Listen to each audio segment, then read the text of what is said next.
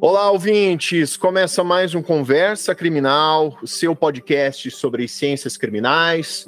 Sou Augusto Rodrigues, advogado criminalista, e hoje contamos com a presença ilustre da doutora Soraya Mendes. Agradeço muito a presença da professora doutora Soraya Mendes, e eu vou fazer uma breve apresentação da doutora Soraya Mendes, que é jurista, professora, pesquisadora, advogada, com atuação em obras reconhecidas pelo Supremo Tribunal Federal e pela Corte Interamericana de Direitos Humanos. Além disso, a doutora Soraya ela é pós-doutora em teorias jurídicas e contemporâneas pela Universidade Federal do Rio de Janeiro, doutora em Direito, Estado e Constituição pela Universidade de Brasília, mestre em Ciência Política pela Universidade Federal do Rio Grande do Sul, e pós-graduada em Direitos Humanos pelo Instituto de Filosofia Berthier.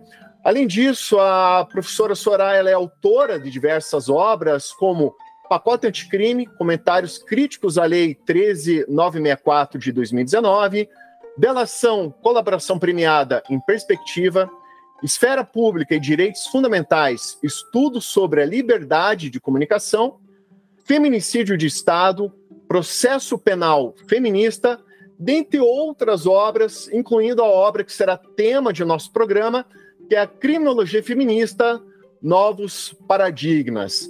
Além disso, a professora Soraya ela também desenvolve um importante trabalho como advogada em ações muito relevantes, como a DPF, que tratou da tese de legítima defesa da honra no Tribunal do Júri. Também atuou na defesa das vítimas de assédio sexual envolvendo funcionários da Caixa Econômica Federal, à época do então presidente da instituição, Pedro Guimarães. Também atuou como amicus curiae, no caso da influencer Mariana Ferrer, e também atuou na defesa de vítimas relativas a crimes de assédio sexual, como a comediante Dani Calabresa e outras atrizes. Além disso, a professora Soraya ela é pesquisadora em grandes universidades públicas e privadas e atuante e reconhecida ativista em defesa dos direitos humanos e das mulheres. Então, estou muito honrado aqui com a presença da professora Soraya Mendes. Agradeço mais uma vez pela participação aqui no nosso programa e hoje vamos falar sobre a criminologia feminista. Bem, eu quero, antes de tudo, agradecer o convite, a honra é toda minha de poder fazer essa conversa criminal, não é? Esse podcast, que é muito importante para que nós tenhamos também perspectivas diversas, não só no campo das ciências criminais, mas no campo do direito como um todo. Então, eu estou muito honrada com esse convite, muito feliz em poder fazer essa conversa e que eu acredito que vai ser um diálogo muito profícuo ao longo desses próximos minutos, muito especialmente porque parte, eu acho que de um lugar em que nós temos concepções que são concepções que confluem. E, nesse sentido, eu já começo te respondendo, Augusto, a pergunta de onde surgiu o interesse, falando menos de mim, mas mais do que daqueles e daquelas que nos precederam e, digamos, que nos precederam há mais de século, e bem mais de século. Porque, veja, o conhecimento feminista, ele é produzido especialmente a partir das experiências, ou seja, a partir da vivência que as mulheres têm diante do sistema patriarcal que nós enfrentamos, não há séculos, há milênios. E teve um certo cara, uns dois caras, que lá pela Alemanha, em alguns lugares da Europa, também disseram algo semelhante, né? Disseram que nós, na realidade, devemos produzir conhecimento que seja um conhecimento baseado naquilo que são as nossas vivências. Eles especificamente falavam das vivências da classe trabalhadora, mas das nossas vivências, e que transformemos isso em teoria e que voltemos, portanto, a uma praxis que seja uma praxis revolucionária, que seja uma praxis transformadora.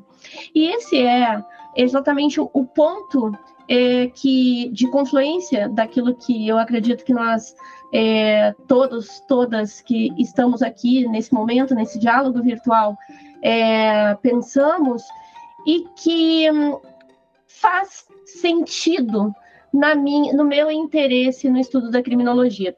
Porque, veja,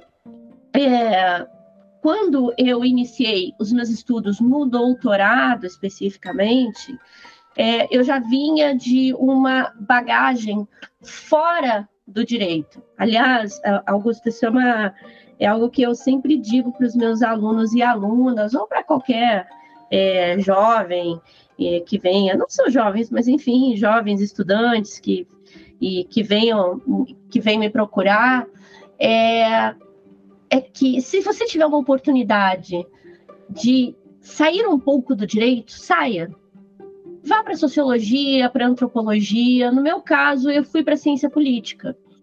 Então, quando eu chego ao doutorado em direito, e um doutorado que é reconhecido no Brasil, muito especialmente a partir dos estudos realizados pelo grupo Direito Achado na Rua, do professor José Geraldo de Souza Júnior, né, que vem do pensamento do professor Lira Filho, como um lugar de pensamento aberto, como é a Universidade de Brasília, a UNB, onde eu fiz o doutorado.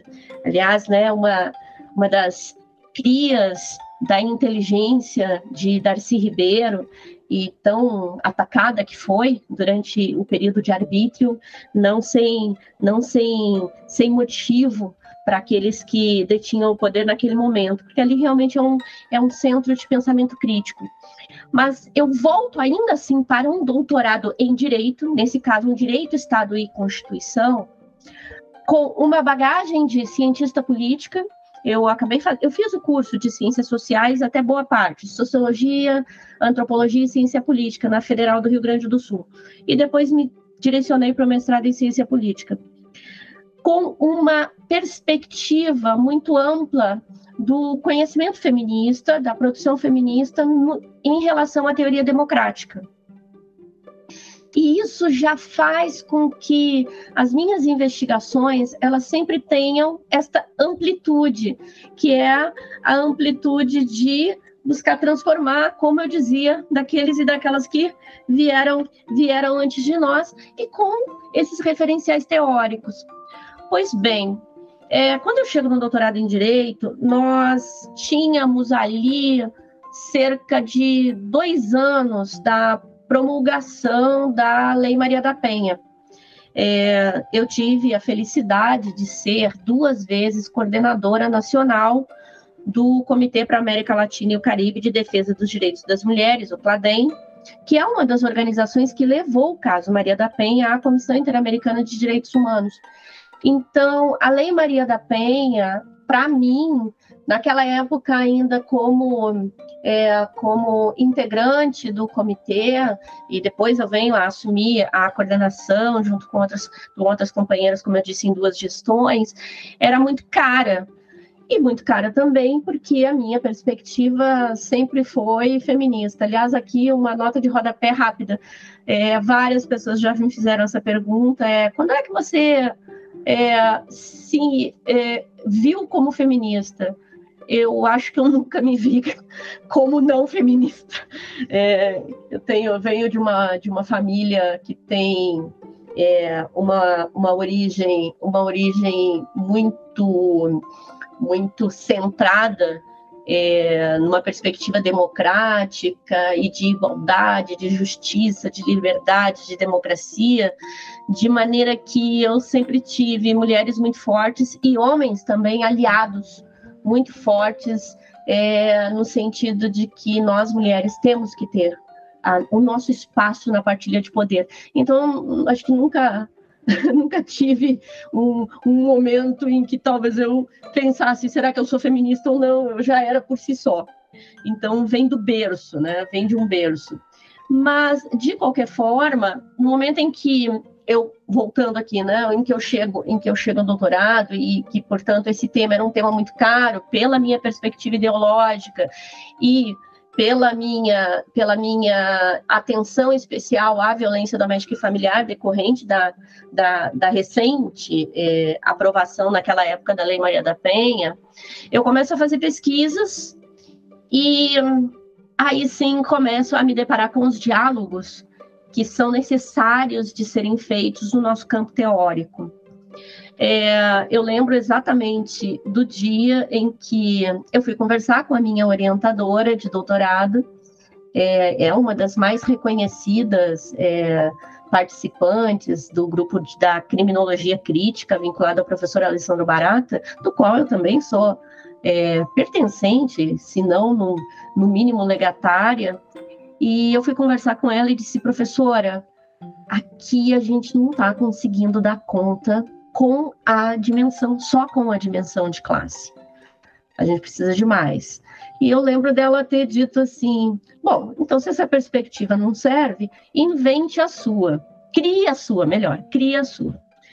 Eu saí, Augusto e todos que estão nos ouvindo daquela sala, ao mesmo tempo muito feliz, porque eu recebi, na verdade, aquilo foi um ato de generosidade acadêmica, porque nem todas as pessoas na academia têm a generosidade de dizer: olha, você não quer o meu referencial teórico, então você procura outro orientador, outra orientadora, né? Então, foi um ato muito, muito generoso da minha orientadora. Agora, por outro lado, saí apavorada, né? Porque, afinal, o que eu tinha feito, o que eu tinha dito. E claro, obviamente, com a responsabilidade de jamais fazer terra arrasada, porque eu não comecei à toa essa nossa conversa dizendo que tudo aquilo que nós estamos a falar aqui nesse momento em termos de criminologia feminista parte do mesmo ponto, de que nós sabemos qual é a realidade do nosso povo, das mulheres, né, e aí nós podemos estender dos indígenas, negros, enfim, mas aqui nós estamos falando, enfim, dos trabalhadores, das trabalhadoras, das mulheres, enfim, e sabemos que precisamos transformar essa realidade. Então, era uma responsabilidade muito grande. E o Criminologia Feminista, ele surge exatamente aí, do nosso diálogo com a criminologia crítica, em alguns embates com a criminologia crítica. O Criminologia Feminista, ele é o primeiro livro não é sobre criminologia feminista, ele é o primeiro livro de criminologia feminista publicado no Brasil, foi publicado em 2014, e que vem com essa perspectiva, uma perspectiva que é de diálogo, mas que também é de busca de um espaço acadêmico absolutamente necessário. Eu não tenho dúvida alguma de que nós cada vez mais precisamos aprofundar esses nossos diálogos. E, enfim, isso também resultou depois no processo penal feminista, que são outros embates. Eu acho que eu tive a generosidade, aliás, a sorte, e contei na vida acadêmica, e contei com a generosidade das pessoas que estiveram ao meu lado, me orientando, de me permitirem deixar o pensamento voar e de chegar a outras concepções teóricas sem que isso se tornasse uma mera desconsideração àquilo que já foi feito. Eu tenho muita preocupação, Augusto, que tudo aquilo que nós produzimos faça referência, e aqui acho que eu já estou usando pela terceira vez essa expressão, e vou usar quantas forem necessárias, aos que vieram e às que vieram antes de nós. Nada começou com a criminologia feminista que eu escrevo, e quando eu falo a criminologia feminista, estou falando de uma criminologia feminista, porque existem diversas perspectivas de feminismo e existem diversas perspectivas de criminologia. Então, a criminologia feminista, ela não poderia ser, de modo diferente, também uma criminologia feminista. E depois disso, a gente tem outros livros. A professora Carmen publica 3 anos depois um outro livro, também Criminologia Feminista, e nós temos algumas diferenças na forma de compreender a própria criminologia, ou mesmo, e, claro, obviamente, compreender a criminologia feminista. Agora, eu acho que para que a gente consiga deixar muito claro para as pessoas que estão nos ouvindo, e melhor, vou refazer minha frase, para as pessoas que estão participando desse nosso diálogo, é um esclarecimento inicial a respeito do que é o feminismo, para que a gente não tenha aqui que passar por algumas situações em que as pessoas, sem compreender o que é feminismo, partem dos estereótipos do que é o feminismo.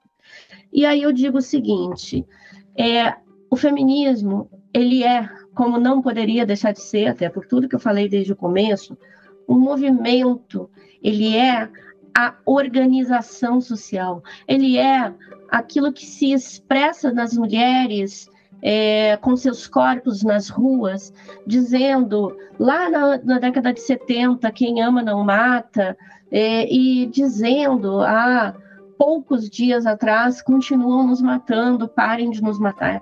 Então, sim, uma grande movimentação social, organização social no sentido muito lato de várias organizações, mas, portanto, que é isso, são as mulheres em movimento, as mulheres reivindicando. Agora, estas reivindicações, elas também se expressam, e por isso que eu comecei falando daqueles barbudos lá do final do século XIX, para dizer que ela também é teoria. Então, a criminologia feminista, ela parte das experiências das mulheres frente a todo um sistema que eu conceituei como um sistema de custódia, o centro gravitacional da criminologia feminista é o conceito de custódia, em que eu digo que a custódia são todos os meios empregados pela família, pela sociedade e pelo Estado para reprimir, encarcerar aqui num sentido muito lato as mulheres, ou seja, nos restringir a participação, inclusive, na esfera pública, não só na esfera privada, mas também na esfera pública. Isso faz sentido num debate, por exemplo, para trazer aqui o pensamento do professor Alessandro Barata, quando ele vai falar a respeito de controle formal e informal. Quando o professor Alessandro Barata fala de controle formal, formal, vamos começar pelo formal. Quando ele fala de controle formal, ele fala do controle exercido pelo Estado, esse Estado que encarcera milhares a partir, sim, da perspectiva de classe, da perspectiva, e aqui a gente precisa juntar isso também, não é algo que ele tenha necessariamente dito, e nem tampouco que tenha vindo não só do meu trabalho, mas também sob a perspectiva de classe, de raça. Então, a gente sabe que o sistema carcerário brasileiro é composto por pobres pretos encarcerados por crimes que, na realidade, alguns nem crimes deveriam ser considerados. A gente sabe disso. Agora, por outro lado, quando ele trata do controle informal, ele diz que esse controle informal é o que é dirigido às mulheres, e esse está justamente na esfera da família, da sociedade. Essa dicotomia, ela gera também problemas em termos teóricos, porque, veja, de uma certa forma, coloca uma solução de continuidade entre o que é a ação do Estado e o que é a ação da família, da sociedade. E no conceito de custódia, eu digo, isso é um contínuo, e a gente pode demonstrar isso como... Tal como eu falei no início, nós partimos das experiências.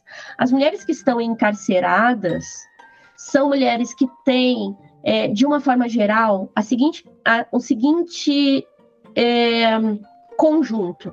São mulheres pobres, pretas pardas, mães de mais de 2 filhos, e que estão encarceradas por pequenos delitos mais sujeitos à apreensão por parte do Estado, muito especialmente hoje o tráfico de drogas, e mulheres que registram violências desde a mais tenra idade. Então, o que a gente vê quando essas mulheres chegam ao sistema carcerário é uma continuidade dessas violências também baseadas no gênero. Porque se essas mulheres não chegam a ascender nem no crime, e aí a gente vai ver que volta e meia um ou outro nome de mulher aparece quando se está falando da criminalidade organizada, e principalmente de tráfico de drogas, o que a gente tem são as mulheres na base da base de uma pirâmide que, inclusive, é do que está fora do que está fora do Estado, daquilo que é considerado criminal. Essa é a nossa realidade também dentro do próprio Estado. Então, quando essas mulheres chegam ao sistema carcerário, no mais das vezes, as características de gênero são utilizadas também para causar dor e sofrimento e para provocar castigos, que são castigos aos quais os homens não são sujeitos. A questão dos filhos, ela é uma questão fundamental para as mulheres. Então, não é de se espantar quando nós encontramos pesquisas que demonstram que mulheres que são ouvidas em audiência, por exemplo, são inquiridas sobre o amor que realmente têm pelos filhos, pelas filhas. Ou seja, ser mãe é uma régua para determinar quem está dentro e fora do sistema carcerário. Ser mãe, a gente já sabe que é uma régua na sociedade como um todo, na sociedade patriarcal. Então, o que a gente tem é uma continuidade e não uma cisão. Então, volto eu, fechando esse parênteses aqui, que é exemplificativo de controle formal e informal e sistema de custódia, para dizer que, quando nós pensamos sobre uma perspectiva feminista, nós estamos produzindo teoria. E que é teoria, digo eu aqui, não entendendo que seja eu a referência que eu própria vou citar, mas por todas as feministas, as teóricas que eu conheço e que são de uma competência extrema. Quando nós estamos falando de teoria feminista, nós estamos falando de profunda teoria, de profundas análises, ao contrário do que normalmente as pessoas acham. É só porque é mulher, então é por isso que escreve para as mulheres. Não é sobre isso. São diálogos que esse exemplo agora que eu acabo de citar, entre sistema de custódia, controle formal e informal, talvez sirva como um pequeno exemplo. São debates muito profundos no campo filosófico, no campo político, no campo da teoria política, no campo da teoria democrática, enfim, de tudo o que acaba envolvendo, e aqui eu falo só da minha área, mas poderia pensar em outros âmbitos de saber, como a psicologia, por exemplo, enfim, e que nos demandam. E aí é que eu dizia,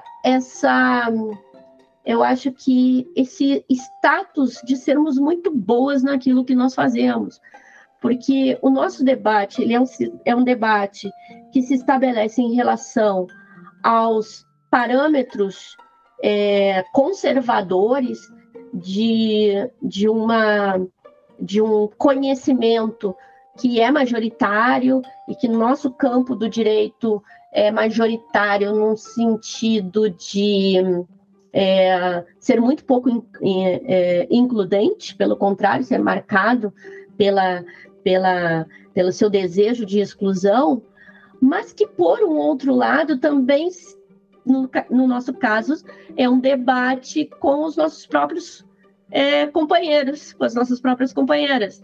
Então, você ter de demonstrar que uma criminologia etiológica, por exemplo, ela é inaceitável, já é um trabalho imenso. Agora, você demonstrar isso e demonstrar que nós precisamos aprofundar um debate com a própria criminologia crítica para chegarmos a um outro denominador, e que esse denominador não é a soma das duas partes, mas é a possibilidade de manutenção dessas independências e que trazem contribuições, e que ambas, dentro das suas searas, trazem contribuições para o conhecimento, é muito difícil, Augusto. Então, produzir conhecimento no campo feminista, então, para que a gente tenha aqui essa dimensão do que é a criminologia feminista, é algo muito profundo, é algo muito que nos demanda muito esforço, muito esforço teórico e muita dedicação. Então, a criminologia, fui aqui me estendendo, né? Mas, enfim, você me fez uma pergunta, eu saí falando, e a criminologia feminista, ela é isso, ela é um esforço teórico, de produção teórica, baseado naquilo que é a realidade vivida pelas mulheres dentro de uma sociedade patriarcal que nos oprime na família, na sociedade e no próprio Estado, e que nos oferece possibilidades de, demonstrando essa realidade, também modificá-la na medida em que minimamente nós conseguimos escancarar as desigualdades ou os discursos que são de forma falaciosa, enfim, que de uma forma falaciosa se pretendem ser discursos para as mulheres e que, na verdade, só mantêm o status quo, talvez para algumas mulheres e, quiçá, até mesmo nem para elas.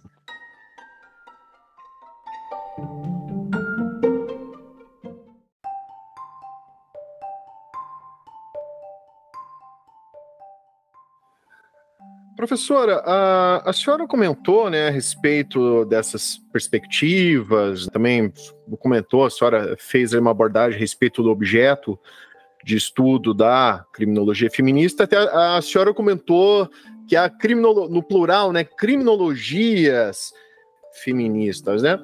A pergunta que eu faço, assim, se a senhora puder também expor, né, um pouco mais a respeito do objeto de estudo, dessas perspectivas, dessas criminologias feministas, né? A senhora também comentou a respeito dessa relação do patriarcado, da família, da sociedade e do próprio Estado. E se em relação também ao Estado, como é que funciona essa questão, se a gente pensar no aspecto de seletividade, de processos de criminalização. Então, para os nossos ouvintes, se a senhora puder fazer assim uma abordagem a respeito dessas perspectivas ou desses tópicos, vamos chamar assim, relacionados à criminologia feminista, ou criminologias feministas, né, no plural, como a senhora citou. Pois é, eu tenho para mim que nós falamos a respeito das relações de gênero na criminologia feminista, nas criminologias feministas, entendendo esse conceito como um conceito que é um conceito fundamental, na verdade é uma categoria, né, como disse a Joan Scott, né, ela que firmou essa nomenclatura e essa compreensão do que é gênero como uma categoria útil e absolutamente necessária. Mas, de um outro lado, isso também acaba, muitas vezes, obscurecendo a necessidade de que nós falemos a respeito da dominação patriarcal. Algumas vezes gênero é uma palavra que tomou, ao mesmo tempo que é tão combatida, né, e tão quase que satanizada por alguns grupos, né, conservadores, né, de tudo que a gente tem visto hoje, quanto mais nesse contexto de guerra cultural que a gente vive, gênero é uma palavra que também tomou domínio público. Então, hoje você acessa o YouTube e você vai ver em vários momentos pessoas falando sobre gênero, vai ver atrizes da Globo falando sobre gênero, enfim, e sem que a gente tenha uma discussão mais profunda a respeito das relações entre homens e mulheres que se dão a partir dessa dominação patriarcal, que é uma das faces de todo esse sistema que nós vivemos, que nós vivenciamos, de desigualdade, de falta, ou melhor, de cerceamento da liberdade e até mesmo hoje de tentativas de sufocamento da democracia. Não tem sido mais raro que nós vejamos manifestações que a gente já nem chama mais de machistas, mas chama de misóginas. E essa é a verdadeira face do patriarcado.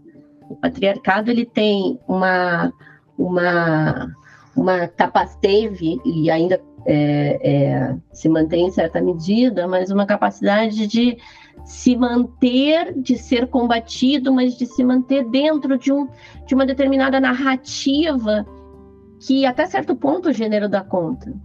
Então, quando você começa a analisar o que acontece nos dias atuais, e aqui é a questão mais interessante do outro lado da moeda que a criminologia feminista oferece, é que os critérios de seletividade, né, dentro da minha perspectiva, claro, né, estou falando sobre a minha perspectiva, é que os critérios de seletividade, eles não são critérios de seletividade somente para a criminalização de certas condutas. Isso a criminologia crítica mostrou com expertise, né? com brilhantismo, ou seja, nós sabemos quem são os e as criminalizadas, mas essencialmente os criminalizados ou a criminalizada enquanto classe, a gente sabe disso. Agora, por um outro lado, o que a criminologia feminista também ajuda a trazer para o debate é que essa seletividade, ela é uma seletividade que se dá também no momento em que se oferece proteção ou que não se oferece proteção. Não é à toa que nós tenhamos tantas dificuldades de ver responsabilizados agressores que cometem crimes sexuais. O estupro e os demais crimes sexuais no Brasil, como de resto no mundo, né? O mundo é marcado pelo patriarcado, a gente vive num mundo capitalista, patriarcal. Então, a gente não é difícil a gente perceber que quando a gente fala de estupro, quando nós temos os dados, né, diante dos nossos olhos sobre estupro, que nós temos um altíssimo índice de subnotificação e que nós temos um baixíssimo índice de condenações. E aqui é aquele debate espinhoso, porque a discussão toda, ela não se dá de uma forma muito fácil também, como algumas vezes algumas pessoas fazem, dizendo, as feministas são punitivistas, elas querem que todo mundo vá preso, elas querem que tenham mais tipos penais e portanto, isso só contribui para o fortalecimento do sistema penal. Bom, antes de tudo, numa primeira perspectiva, eu não sou abolicionista, eu sou garantista, eu sou uma minimalista penal. Eu entendo que determinadas condutas serão, sim, criminalizadas e enquanto nós não colocarmos abaixo todo o sistema, e todo o sistema diz com essa confluência do que é uma sociedade racializada, a sociedade capitalista e o patriarcado, ou seja, essa sociedade dominada pelos homens, sociedade-estado, né, como um todo, nós não vamos nos livrar disso. Então, e tampouco eu tenho, e cada vez menos, até pelas convicções, ilusões de que nós tenhamos uma sociedade em que o bom prevaleça por si só. Existe um sistema de regras que precisa ser respeitado. A questão toda é que hoje esse sistema de regras ele é ditado pelo capital e ele é ditado pelo patriarcado, ele é ditado por tudo isso. Então, pelo racismo. Então, a gente tem nesse contexto, portanto, um enfrentamento com debates que dizem que a seletividade é a seletividade que o Estado opera em relação àquelas pessoas, e ele faz isso, é certo, e ele faz isso em relação a quem é mais pobre, a quem é preto, e tudo isso é verdade. Só que o Estado também é seletivo quando ele não pune aqueles que praticam violências e violências sérias graves contra as mulheres. porque isso contribui para um sistema de dominação que não é só daquele ato violento que especificamente aconteceu, mas é o recado que se manda para todas as mulheres em relação aos riscos que nós corremos. As mulheres no Brasil e quiçá também em vários outros lugares do mundo, mas aqui nós temos pesquisas também para mostrar isso, uma mulher normalmente teme uma violência sexual menos do que uma violência patrimonial. O inverso é em relação aos homens. Então, vamos lá, vamos colocar isso numa imagem para que as pessoas percebam. Um homem, às 10 horas da noite, num ponto de ônibus, né, uma parada de ônibus, como diz no Sul, ele tem medo de ser assaltado, de levarem a carteira, de levarem o celular. Uma mulher, na mesma situação, às 10 horas da noite, imagina que, se alguma coisa acontecer, que o mínimo que façam comigo é levar o meu celular, é levar minha carteira, mas que não façam nada com o meu corpo.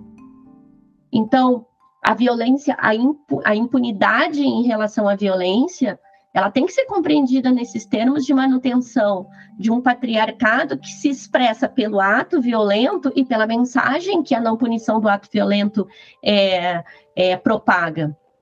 Isso é fundamental de ser compreendido. Então, essas diferenças entre as criminologias feministas, como você me perguntava, se expressam muitas vezes nesses aspectos, porque há criminólogas feministas que dizem, olha, nós precisamos abolir o sistema penal e qualquer possibilidade de criminalização de condutas, ainda que sejam baseadas no gênero, isso é um reforço do sistema penal e, portanto, isso é um reforço de uma ação do Estado que, ao final das contas, não nos protege.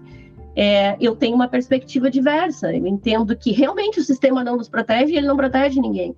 Agora, o que nós não podemos fazer é passar a nossa época sem que isso, de alguma forma, se transforme, né? De algum modo, se transforme. Porque era o que eu dizia antes, a gente vê a realidade e o que a gente faz com essa realidade, a gente busca mudá-la.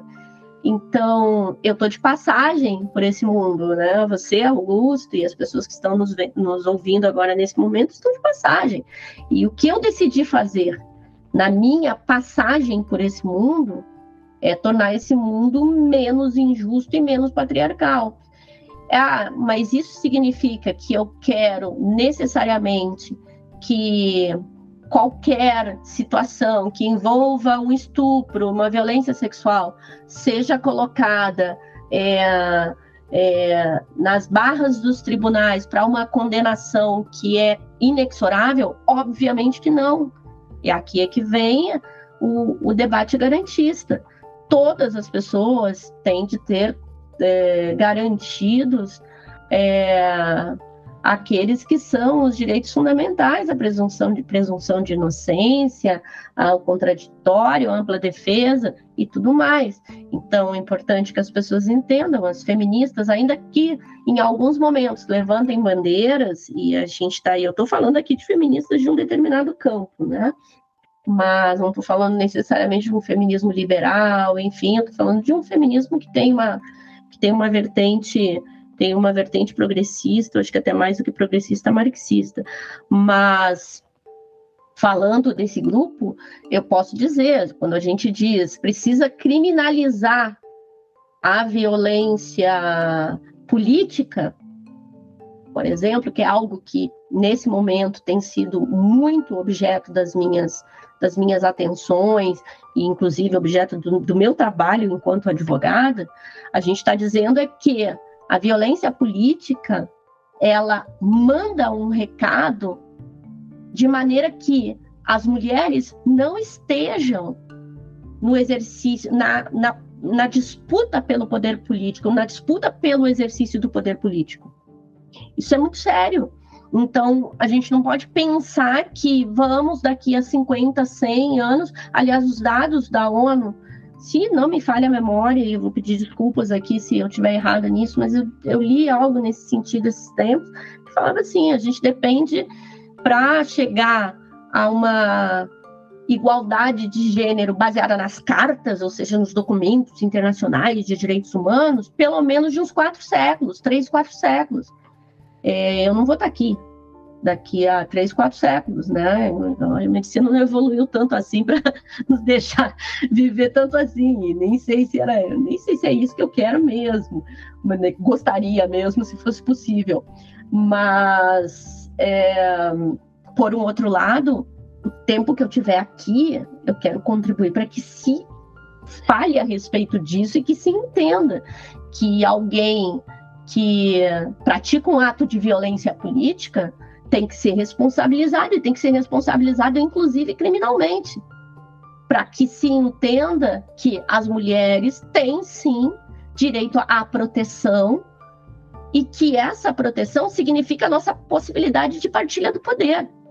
A discussão, e agora aqui bem para finalizar, e que talvez seja assim, um dos pontos mais sensíveis de todo o debate que a gente faz enquanto feministas, e melhor dizendo, acho que para nós não é sensível para as pessoas como elas recebem a mensagem, e muitas vezes para algumas pessoas que deturpam a mensagem, é que a gente está debatendo poder, Augusto. Então, a criminologia feminista, quando olha para situações que são situações, por exemplo, da violência política, ela está discutindo poder, assim como já estava discutindo poder quando olhava para situações de violência doméstica e familiar. Porque, como eu te dizia, existe um contínuo aqui. Essa mulher que é encarcerada em casa, e aí alguém vai dizer, isso é cárcere privado, será que é esse tipo ou não? Esqueçam isso, eu não estou fazendo uma discussão aqui de enquadramento de tipo penal. O que eu estou querendo dizer é que nós, mulheres, sempre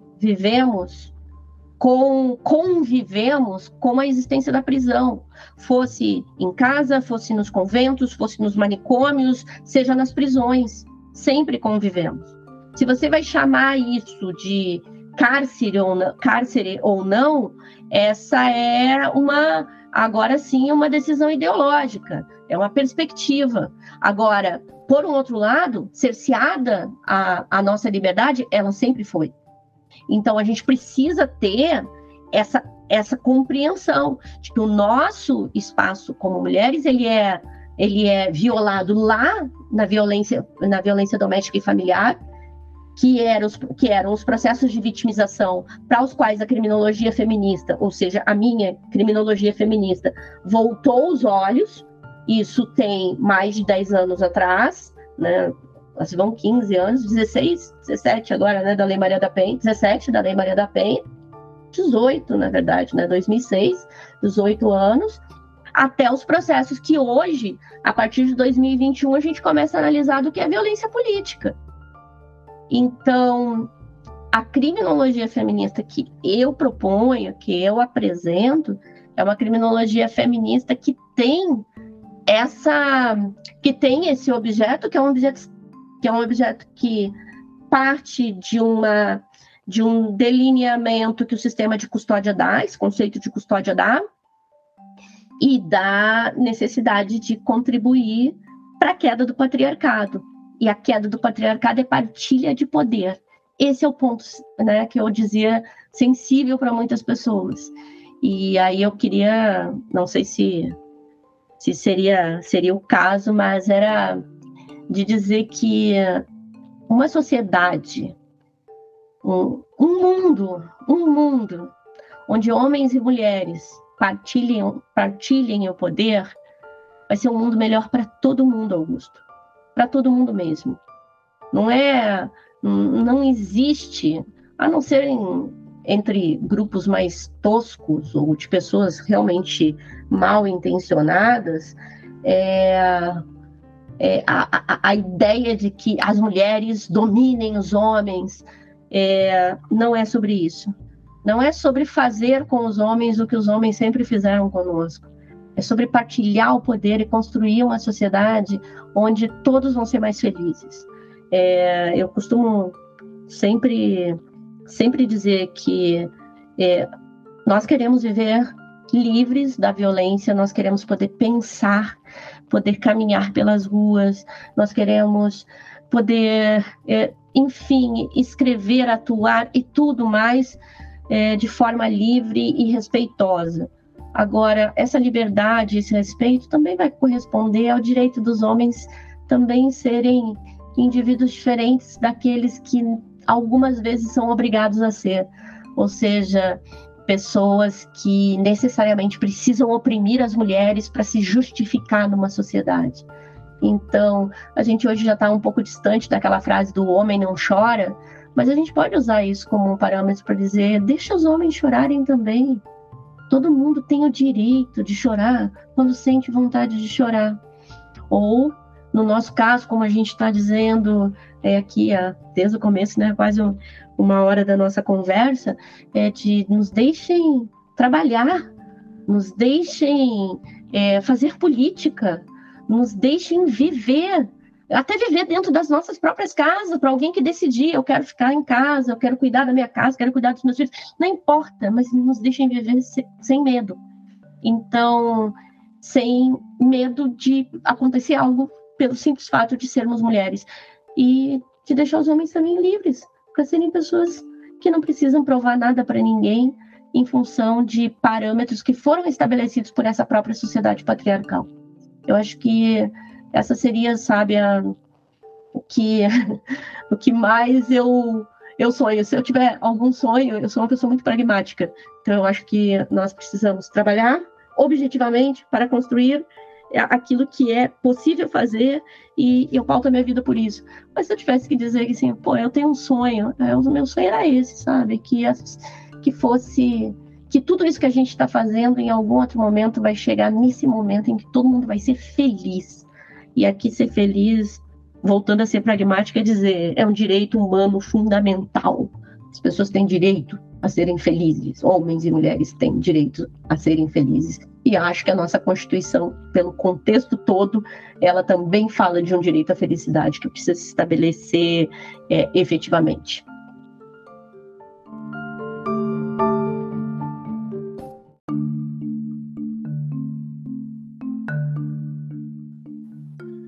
Professora, estamos caminhando para o final do nosso programa e também deixo aqui o espaço aberto para a professora Soraya Mendes, caso queira fazer as suas considerações finais, alguma indicação, algum recado para os nossos ouvintes, por favor, fique à vontade.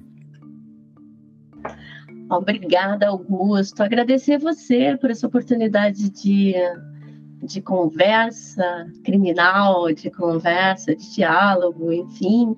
Agradecer as pessoas que nos acompanharam, que estão nos ouvindo nesse momento. E dizer que a gente está enfrentando, talvez, algumas vezes é uma pretensão nossa, mas talvez um dos piores momentos da história mundial, em vários aspectos, e o Brasil aqui como um espaço desse mundo está enfrentando também isso, essa corrente que é uma corrente conservadora que parece, algumas vezes, que está somente em alguns espaços, mas que, na verdade, faz parte de um grande contexto de guerra cultural, que vai nos levar a todos e todas, num sentido de derrocada dos direitos das mulheres, de retrocessos nos direitos do povo negro, de esmagamento dos direitos dos povos indígenas e direitos relativos ao meio ambiente e tudo mais. Então, eu acho que da nossa conversa, em que pese nós termos falado a respeito de feminismo, que seja entendida como uma conversa que não está distante, pelo contrário, está de uma forma interseccional, ligada às necessidades de transformação que nós precisamos fazer no Estado e na sociedade, mas especialmente naquilo que toca o mercado, especialmente, porque disso depende a nossa sobrevivência. Não é à toa que misoginia se tornou uma palavra mais corrente. Sempre existiu, obviamente, mas é assustador que hoje a gente tenha ações que são sequer possíveis de serem classificadas como machistas, porque elas são piores do que isso, elas são misóginas, elas são de ódio à mulher. E isso está nesse contexto todo de transformação de mentes ao redor do mundo, e aqui no Brasil não é diferente, que vai ter um resultado muito pior do que isso que a gente já está vendo. Então, eu acho que o que fica para nós aqui é a necessidade de compreender que a luta feminista é uma luta anticapitalista, é uma luta antirracista, ela está congregada de forma inseparável de outras transformações. Então, se as mulheres avançam, todo mundo tem que avançar, e se em outros campos se avança, as mulheres também têm que avançar. Eu acho que essa é a nossa grande missão. E essa sim, eu acho que a gente ainda vai poder ver, Augusto, ainda aqui nesse mundo, que é fazer com que essa grande onda de ódio e de destruição, ela seja contida, e que os propagadores, as propagadoras disso tudo sejam responsabilizados, e que não tenham possibilidade de novamente sair, né, levantar suas cabeças, né, do lago, e para nos amedrontar, como tem acontecido. Eu acho que um recado final seria esse. E, claro, retomando aqui os agradecimentos a você, ao podcast Conversa Criminal, e a todo mundo que nos acompanhou. Professora, agradeço mais uma vez pela sua presença, me sinto muito honrado pela sua participação, essa aula magna a respeito desse tema tão importante ao direito, à criminologia, à sociedade, né, como um todo. E também eu vou deixar aqui na descrição desse episódio a indicação para os nossos ouvintes da sua obra, Criminologia Feminista, Novos Paradigmas, né? É uma obra recomendada aqui pelo programa aos nossos ouvintes. E também quero agradecer em especial você, ouvinte, que nos acompanhou até esse momento, e te peço uma gentileza. Se você conhece alguém que possa se interessar por esse conteúdo, por favor, nos ajude compartilhando esse episódio. Assim vamos propagando conhecimento. Esse foi mais um Conversa Criminal Podcast. Até a próxima e um grande abraço a todos.